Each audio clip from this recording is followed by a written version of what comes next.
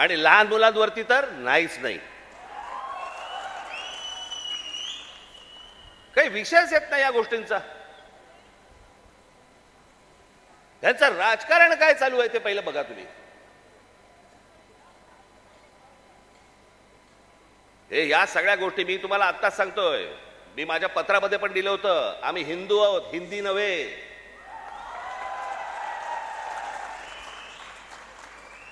पण हिंदुत्वाच्या बोरख्या खालून जर समजा तुम्ही माझी मराठी संपवायला येणार असाल, माझ्यासारखा कडवट मराठी तुम्हाला सापडणार पण नाही.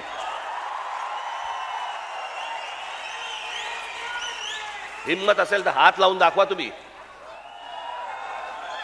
आणि हे सगळं षडयंत्र तुम्ही नीट समजून घेतलं पाहिजे. षडयंत्र